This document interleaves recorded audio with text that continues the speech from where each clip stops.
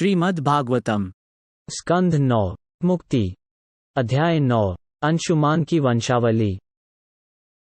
शुकदेव गोस्वामी ने आगे कहा, राजा अंशुमान ने अपने पितामह की तरह बहुत लंबे समय तक तपस्या की, फिर भी वह गंगा को इस भौतिक संसार में नहीं ला सके और तत्पश्चात समय के साथ उनकी मृत्यु हो गई। अंशुमान की तरह उसका पुत्र दिलीप भी गंगा को इस भौतिक जगत में लाने में अक्षम रहा। समय आने पर उसकी भी मृत्यु हो गई। फिर उसके बाद दिलीप के पुत्र भागीरथ ने गंगा को इस भौतिक जगत में लाने के लिए कड़े तप किए। उसके बाद मां गंगा राजा भागीरथ के सामने प्रकट हुई और बोली, मैं आपकी तपस्या से अति प्रसन्न हूं और अब आपको मनचाहा वरदान देने को तैयार हूं। गंगा देवी द्वारा इस प्रकार संबोधित होने पर राजा ने उनके समक्ष अपना सिर झुकाया और अपनी इच्छा बताई। मां गंगा बोली, जब मैं आकाश से पृथ्वी पर गिरूंगी तो मेरा वेग अत्यंत तेज होगा। इस वेग को कौन सहन कर सकेगा? यदि कोई मुझे अपने भीतर नहीं उतारेगा तो मैं पृथ्वी की सतह को भेद कर रसातल यानी ब्रह्मांड के पाताल में चली जाऊंगी। हे राजा, मैं पृथ्वी पर नहीं उतरना चाहती क्योंकि वहां के लोग अपने पापों के प्रायश्चित के लिए मेरे जल में स्नान करेंगे। जब उनके पापों के ये सारे प्रतिक्रियाएं मुझ में इकट्ठा हो जाएंगी तो मैं उनसे कैसे मुक्त हो पाऊंगी? इस बारे में तुम्हें ध्यानपूर्वक विचार करना चाहिए। भागीरथ बोले, वे लोग जो भक्ति के कारण संत स्वभाव के हैं और इसलिए त्यागी हैं, भौतिक इच्छाओं से मुक्त हैं और जो शुद्ध भक्त हैं, वेद में वर्णित नियमों का पालन करने में निपुण हैं, वे सदैव महिमामंडित और शुद्ध आचरण वाले होते हैं और सभी पतित आत्माओं को मुक्ति दिलाने में सक्षम होते हैं। जब ऐसे शुद्ध भक्त आपके जल में स्नान करते हैं तो अन्य लोगों के संचित पापों का निवारण निश्चित रूप से होता है, क्योंकि ऐसे भक्त अपने हृदय में भगवान को सदैव धारण करते हैं जो सभी पापों को दूर कर सकते हैं। जिस प्रकार वस्त्र के ताने बाने उसकी लंबाई और चौड़ाई में फैले होते हैं, उसी प्रकार यह समस्त ब्रह्मांड अपने अक्षांश और देशांतरों सहित भगवान की विविध शक्तियों में स्थित है। भगवान शिव स्वयं भगवान के अवतार हैं और इसलिए वे प्रत्येक देहधारी जीव में परमात्मा का निवास करते हैं। वे आपके प्रबल तरंगों को अपने सिर पर धारण कर सकते हैं। तदनंतर भागीरथ ने शिवजी को तपस्या से प्रसन्न किया। हे राजा परीक्षित, भागीरथ से शिवजी शीघ्र ही प्रसन्न हो गए। जब राजा भागीरथ भगवान शिव के पास गए और उनसे गंगा की तीव्र लहरों को सहन करने की प्रार्थना की तो भगवान शिव ने एवमस्तु कहकर प्रस्ताव स्वीकार कर लिया। तब उन्होंने बहुत ध्यान से गंगा को अपने सिर पर रख लिया, क्योंकि भगवान विष्णु के अंगूठे से निकलने के कारण गंगा जल पवित्र करने वाला है। महान तपस्वी राजा भागीरथ गंगा को पृथ्वी पर उस स्थान पर लाए जहां उनके पितरों के शव जले हुए थे, ताकि वह अपने पितरों के पापों को धो सकें और उन्हें मोक्ष दिला सकें। भागीरथ ने एक तेज रथ पर सवार होकर गंगा मां के आगे आगे यात्रा की। गंगा मां अपने पीछे पीछे चलते हुए अनेक क्षेत्रों को शुद्ध करती हुई उस स्थान पर पहुंची जहां सगर के पुत्र अर्थात भागीरथ के पितरों की भस्म पड़ी थी। तब गंगाजल से उन पर छिड़काव किया गया। चूंकि सगर महाराज के बेटों ने एक महापुरुष का अपमान किया था, उनके शरीर का ताप बढ़ गया था और वे जलकर भस्म हो गए थे। लेकिन मात्र गंगाजल के छिड़कने से ही वे सभी स्वर्गलोक जाने के पात्र बन गए थे। तो जो लोग माता गंगा के जल से उनका पूजन करते हैं, उनके विषय में क्या कहा जाए? सगर महाराज के पुत्रों को केवल गंगाजल से उनकी भस्म शरीर की राख को स्पर्श करने से ही स्वर्गलोक प्राप्त हो गया।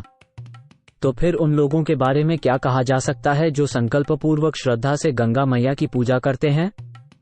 ऐसे भक्तों को मिलने वाले लाभ की कल्पना ही की जा सकती है। चूंकि गंगा माता भगवान अनंत देव के चरण कमल के अंगूठे से निकलती हैं, इसलिए वे हमें भवबंधन से मुक्त करने में सक्षम हैं। इसीलिए जो कुछ भी यहाँ उनके विषय में बताया जा रहा है वो जरा भी आश्चर्यजनक नहीं है। मुनिगण भौतिक कामनाओं से पूर्ण रूप से मुक्त होकर अपना मन पूरी तरह से भगवान की सेवा में लगा देते हैं। ऐसे व्यक्ति बिना किसी कठिनाई के भौतिक बंधनों से मुक्त हो जाते हैं और भगवान के आध्यात्मिक गुणों को प्राप्त करके दिव्य स्थिति प्राप्त कर लेते हैं। यही भगवान का गौरव है। भागीरथ के पुत्र का नाम श्रुत था और श्रुत के पुत्र का नाम नाभ था। यह नाभ पहले वाले नाभ से भिन्न है। नाभ के पुत्र का नाम सिंधुद्वीप था। सिंधुद्वीप का पुत्र अयुतायु था और अयुतायु का पुत्र ऋतुर्ण था जो नल राजा का मित्र बन गया। ऋतुर्ण ने नल राजा को जुआ खेलना सिखाया और बदले में उसने नल राजा से घोड़ों को नियंत्रित करना और उनकी देखभाल करना सीखा। ऋतुर्ण का पुत्र सर्वकाम था। सर्वकाम के पुत्र सुदास थे, जिनके पुत्र सौदास दमयंती के पति थे। सौदास को कभी कभी मित्रसह या कल्माशपाद के नाम से भी जाना जाता है। अपने दुष्कर्मों के कारण मित्रसह निसंतान थे और वशिष्ठ ने उन्हें राक्षस बनने का शाप दिया था। राजा परीक्षित बोले, हे शुकदेव गोस्वामी, सौदास के गुरु वशिष्ठ ने इस महापुरुष को शाप क्यों दिया? मैं ये जानना चाहता हूँ। यदि यह गोपनीय बात न हो तो कृपा करके मुझे सुनाएं। श्री शुकदेव गोस्वामी ने कहा, एक बार सौदास जंगल में शिकार करने गया, जहां उसने एक राक्षस को मार डाला, लेकिन राक्षस के भाई को क्षमा करके छोड़ दिया। हालांकि भाई ने बदला लेने की ठानी। राजा को नुकसान पहुंचाने की सोचकर वो राजा के घर में रसोइया बन गया। एक दिन जब राजा के गुरु वशिष्ठ मुनि को भोजन करने के लिए आमंत्रित किया गया तो इस राक्षस रसोइये ने उन्हें मनुष्य का मांस परोस दिया। वशिष्ठ मुनि ने भोजन की जांच की तो अपने योगबल से समझ गए कि यह मनुष्य का मांस है और इसे खाना उचित नहीं है। इससे वे बहुत क्रोधित हुए और तुरंत ही सौदास को राक्षस बनने का शाप दे डाला। जब वशिष्ठ को पता चला कि मानव मांस राक्षस द्वारा परोसा गया था, राजा द्वारा नहीं, तो उन्होंने निर्दोष राजा को शाप देने के प्रायश्चित स्वरूप स्वयं को शुद्ध करने के लिए 12 वर्षों तक तपस्या की। तब राजा सौदास ने अंजलि में जल लेकर वशिष्ठ को शाप देने के लिए शाप मंत्र का उच्चारण करना चाहा, किंतु उनकी पत्नी मदयंती ने उन्हें ऐसा करने से मना कर दिया। तब राजा ने देखा कि 10 दिशाओं, आकाश और पृथ्वी पर सर्वत्र जीव ही जीव थे। इस तरह सौदास ने मानव भक्षी प्रवृत्ति धारण कर ली और उसके पैर पर एक काला धब्बा पड़ गया, जिससे वह कल्माशपाद कहलाया। एक बार कल्माशपाद ने जंगल में एक ब्राह्मण दंपत्ति को संभोग करते देखा। राक्षस प्रवृत्ति के प्रभाव और अत्यधिक भूख लगने के कारण राजा सौदास ने ब्राह्मण को पकड़ लिया। तब ब्राह्मण की पत्नी ने राजा से कहा, हे वीर, आप वास्तव में राक्षस नहीं हैं, बल्कि महाराज इक्ष्वाकु के वंशज हैं। निस्संदेह आप महान योद्धा हैं और मदयंती के पति हैं। आपको इस प्रकार अधार्मिक कार्य नहीं करना चाहिए। मुझे पुत्र की इच्छा है, इसलिए मेरे पति को मुक्त कर दें। अभी उन्होंने मुझे गर्भित नहीं किया है। हे राजन, हे वीर, यह मनुष्य का शरीर सबके लाभ हेतु है। यदि तुम इस शरीर का समय से पहले नाश कर दोगे तो तुम मानव जीवन के समस्त लाभों को नष्ट कर दोगे। यहाँ एक विद्वान, अति योग्य ब्राह्मण है, जो तपस्या में लगा हुआ है और सभी जीवों के हृदय में वास करने वाले परमेश्वर परब्रह्म की पूजा करने के लिए अत्यंत उत्सुक है। हे महाराज, आप धार्मिक सिद्धांतों से पूर्णतया अवगत हैं। जिस प्रकार पुत्र कभी भी अपने पिता द्वारा वध्य नहीं होता है, उसी प्रकार इस ब्राह्मण की राजा द्वारा रक्षा होनी चाहिए, न कि वध। आप जैसे राजर्षि द्वारा इसका वध किस प्रकार उचित है? तुम विख्यात हो और विद्वानों में पूजनीय हो। तुम साधु, निष्पाप और वैदिक ज्ञान में पटु इस ब्राह्मण की हत्या करने का साहस कैसे कर रहे हो? उसकी हत्या करना गर्भ के भीतर भ्रूण को नष्ट करने या गाय को मारने के समान होगा। मैं अपने पति के बिना एक पल भी जी नहीं सकती। अगर तुम मेरे पति को खाना चाहते हो तो बेहतर होगा कि तुम मुझे पहले खा लो, क्योंकि मैं अपने पति के बिना एक जीवित लाश के समान हूं। वशिष्ठ के श्राप के चलते राजा सौदास ने उस ब्राह्मण को निगल लिया, जैसे कोई बाघ अपने शिकार को निगल जाता है। हालांकि ब्राह्मण की पत्नी ने दयनीय ढंग से विनती की, लेकिन उसके विलाप से भी सौदास को कोई तरस नहीं आया। जब ब्राह्मण की पत्नी, जो पतिव्रता थी, ने देखा कि उसका पति, जो संतान उत्पन्न करने को ही उन्मुख हुआ था, उस नरभक्षी द्वारा खा लिया गया है, तो वह शोक और विलाप से अत्यधिक व्याकुल हो गई। इस प्रकार क्रोध में आकर उसने राजा को शाप दिया, हे मूर्ख और पापी व्यक्ति, जैसा कि तूने मेरे पति को तब खाया जब मैं यौन इच्छा से पीड़ित और गर्भाधान की इच्छा से लालायित थी, मैं तुम्हें भी मरते हुए देखना चाहती हूँ जब तुम अपनी पत्नी में वीर्य का निर्वहन करने का प्रयास करोगे। दूसरे शब्दों में, जब भी तुम अपनी पत्नी के साथ यौन संबंध बनाने का प्रयास करोगे, तुम मर जाओगे। तत्पश्चात ब्राह्मण पत्नी ने राजा सौदास, जिसे मित्रसा के नाम से विख्यात किया जाता है, को शाप दिया। उसके पश्चात अपने पति के साथ जाने के लिए प्रस्तुत उस स्त्री ने पति की हड्डियों में आग लगा दी और स्वयं उसमें कूद पड़ी। इस प्रकार वह अपने पति के साथ उसी गंतव्य को प्राप्त हुई।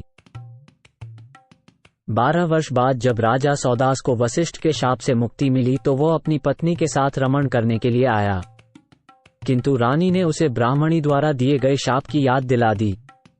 इस तरह उसे संभोग करने से रोका गया। इस प्रकार सलाह दिए जाने पर राजा ने भावी मैथुन सुख को त्याग दिया और भाग्यवश निसंतान रह गया। बाद में राजा की अनुमति से महान संत वशिष्ठ ने मदयंती के गर्भ से एक शिशु को जन्म दिया। मदयंती ने 7 वर्षों तक अपने गर्भ में शिशु को धारण किया, लेकिन वो उसे जन्म नहीं दे पाई। तब वशिष्ठ ने उसके पेट पर एक पत्थर से प्रहार किया, जिससे शिशु का जन्म हुआ। इसी कारण उस शिशु का नाम अश्मक, पत्थर से उत्पन्न, रखा गया। अश्मक से बालिक का जन्म हुआ। बालिक स्त्रियों से घिरा होने के कारण परशुराम के क्रोध से बच गया, इसलिए उसे नारी कवच कहा जाता था। जब परशुराम ने सारे क्षत्रियों का नाश कर दिया तो बालिक ने और क्षत्रियों को जन्म दिया, इसीलिए उसे मूलक यानी क्षत्रिय वंश का मूल कहा गया। बालिक का पुत्र दशरथ हुआ, दशरथ का पुत्र एडविडी और एडविडी का पुत्र राजा विश्वसा हुआ। राजा विश्वसा का पुत्र सुप्रसिद्ध महाराज खटवांग था। राजा खटवांग किसी भी युद्ध में अपराजय थे। असुरों के विरुद्ध युद्ध करने के लिए देवताओं द्वारा प्रार्थना किए जाने पर उन्होंने विजय प्राप्त की और इससे प्रसन्न होकर देवता उन्हें वरदान देना चाहते थे। राजा ने उनसे अपने जीवन काल के बारे में पूछा और उन्हें बताया गया कि उनके पास केवल एक मुहूर्त शेष है। इसलिए उन्होंने तुरंत अपने महल को छोड़ दिया और अपने घर चले गए, जहां उन्होंने अपना मन पूरी तरह से भगवान के चरण कमलों में लगा दिया। महाराज खटवांग जी ने सोचा, ब्राह्मण संस्कृति और मेरे वंश के पूजनीय ब्राह्मणों की तुलना में मेरा जीवन भी मुझे इतना प्रिय नहीं है, तो फिर मेरे राज्य, भूमि, पत्नी, संतान और ऐश्वर्य के बारे में क्या कहा जा सकता है? मुझे ब्राह्मणों से अधिक प्रिय कुछ भी नहीं है। अपने बचपन में भी मैं तुच्छ वस्तुओं या नास्तिकता से युक्त सिद्धांतों के प्रति कभी मुग्ध नहीं हुआ। मैं परमात्मा की तुलना में इससे अधिक सारगर्भित या तथ्यपूर्ण कुछ भी नहीं पा सका। तीनों लोकों का संचालन करने वाले देवतागण मुझे वो दान देने की इच्छा रखते थे जो मेरी इच्छा हो, किंतु मुझे उनका दान स्वीकार नहीं था, क्योंकि मेरी रुचि भगवान में है जिन्होंने इस भौतिक जगत की सारी वस्तुओं की रचना की है। मेरी इच्छा किसी भौतिक दान की अपेक्षा भगवान में अधिक है। यद्यपि देवता ऊंचे ग्रहों में स्थित होने के कारण लाभ की स्थिति में होते हैं, किंतु फिर भी उनके मन, इंद्रियां और बुद्धि भौतिक परिस्थितियों से आंदोलित रहती हैं। इसलिए ऐसे उन्नत व्यक्ति भी ईश्वर के सर्वोच्च व्यक्तित्व का एहसास करने में विफल रहते हैं, जो सदा हृदय में स्थित होते हैं। तो फिर मनुष्यों के बारे में क्या कहा जा सकता है, जिन्हें कम लाभ मिलते हैं? इसलिए अब मुझे भगवान के बाहर की शक्ति, माया द्वारा सृजित चीजों के प्रति आसक्ति को छोड़ देना चाहिए। मुझे भगवान के ध्यान में लग जाना चाहिए और इस तरह से उन्हें आत्मसमर्पण कर देना चाहिए। ये भौतिक सृष्टि भगवान की माया से उत्पन्न हुई है, इसलिए यह एक पहाड़ या जंगल में किसी काल्पनिक शहर की तरह है। हर बंधी हुई आत्मा में भौतिक चीजों के प्रति स्वाभाविक आकर्षण और आसक्ति होती है, लेकिन व्यक्ति को केवल इस आसक्ति को छोड़कर भगवान के चरणों में शरण ले लेना चाहिए। अतः अपनी उन्नत बुद्धि से भगवान की सेवा में महाराज खटवांग ने अज्ञानतापूर्ण शरीर का त्याग कर दिया। वे अपनी मूल स्थिति में आकर नित्य सेवक बनकर भगवान की सेवा में संलग्न हो गए। ईश्वर की सर्वोच्च विभूति वासुदेव कृष्ण उन अल्पबुद्धि मनुष्यों के लिए समझना बेहद कठिन है जो उन्हें निष्पक्ष या शून्य मानते हैं, जो वो नहीं है। इसलिए भगवान को शुद्ध भक्तों द्वारा समझा और गाया जाता है।